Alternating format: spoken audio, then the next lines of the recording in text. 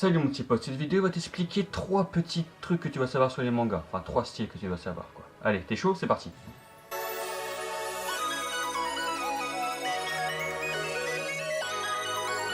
Alors déjà je vais commencer par shonen. Plutôt un style pour les garçons mais la plupart du temps c'est un style aussi pour les filles. Enfin ça correspond aux deux si tu veux.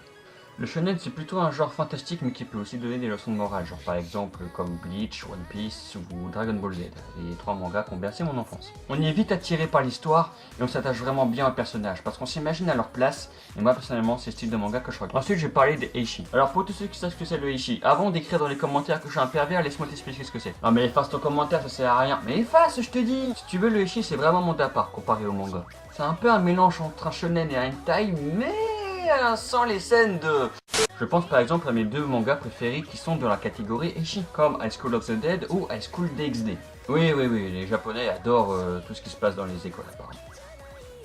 Pas vraiment un style de manga à prendre au premier degré. Franchement, j'ai déjà vu plusieurs mangas qui sont pour moi hyper bien, comme je les ai cités tout à l'heure, mais franchement, c'est pas à prendre au premier degré, quoi. Prenez ça au millième degré, sérieusement, parce que là... Et puis la plupart du temps, si on fait attraction au fanservice de ce genre de manga, on trouve vraiment une histoire vraiment bien sympa derrière ça, et franchement, pour moi, ça vaut le coup de regarder au moins un manga comme ça. Si on fait attraction du fanservice ici présent, pour moi, honnêtement, ça deviendrait un shonen, et ça perdrait un peu de son charme du Eishi. Bon, on passe à la dernière partie, les animés.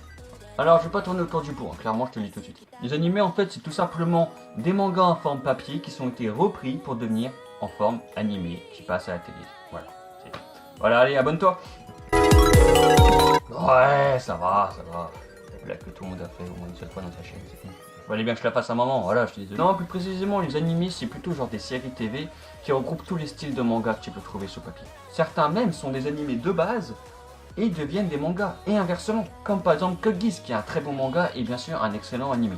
Ou alors Claymore qui a eu son animé et son manga mais qui a fini en mode manga, qui s'est arrêté en animé, voilà. Pour résumer, le manga en fait c'est une forme d'art qui n'est pas vraiment appréciée à sa juste valeur, tout dépend de la génération et l'éducation de chaque personne et personnellement je trouve ça vraiment très dommage.